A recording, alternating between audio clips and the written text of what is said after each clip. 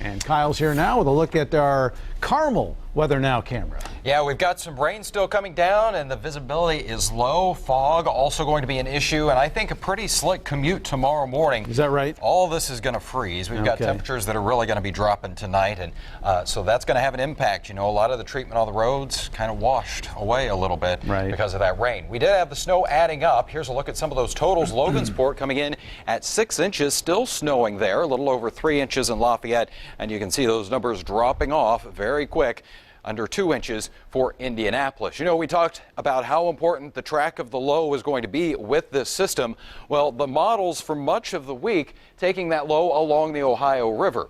Just a 20-mile track change would put a big impact in our snowfall totals. Well, the actual low is in central Illinois. That's a difference of about 125 miles, and that's why they're seeing all the heavy snow, Chicago through northern Indiana, and we are getting in on some of the rain here around Indianapolis. But local view here of TrueView radar showing we still have some of that snow. It's very light as we look through Howard County and Kokomo. Coming to an end for you right now in Frankfort and Monticello. Peru still dealing with some of that steady snow into Marion. Then it's mainly a light rain around Indianapolis, Noblesville, Anderson, into Newcastle and Shelbyville. Meanwhile, getting a break as we look back around Montgomery and portions of Putnam County. Same for you around Bloomington. Then Nashville to Columbus, some of that steadier rain continuing through Seymour into North Vernon. But it's rain because temperatures for Columbus, you're in the 40s. It's 38 in Terre Haute, lower 30s in Indy, 32 degrees. So right at that freezing mark there in Lafayette. And you know, we talked about those snow totals, especially central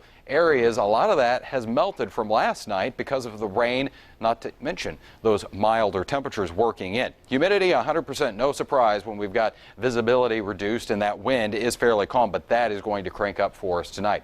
7 o'clock this evening, you still see a little bit of that snow for northern portions of the state. We will watch for what's in Illinois to kind of sweep through, but it will be fairly light and scattered for us as we go through midnight tonight, but still maybe, again, another inch or so around Muncie toward Kokomo, maybe a couple of inches for you additional in Logansport and Peru. Once we get down toward the central and southern portions of the state around Indianapolis, less than a half inch of additional snow. Then the focus on the colder air. Temperatures by 9 o'clock tonight in the mid-30s for us. We'll continue to see those numbers dropping into the teens by tomorrow morning. 17 in Indy, 18 in Lafayette, 16 in Muncie. But we got to factor in these winds that as we go past sunset tonight and especially around midnight, we'll start to crank up 20 to 30 miles per hour, gusting over that and close to 35 miles per hour at times. So as you're heading out in the morning, wind chill value is going to be around 0 to a little below in some spots. And where we've got that snow to the north, that is going to be blowing and drifting, so causing us some issues,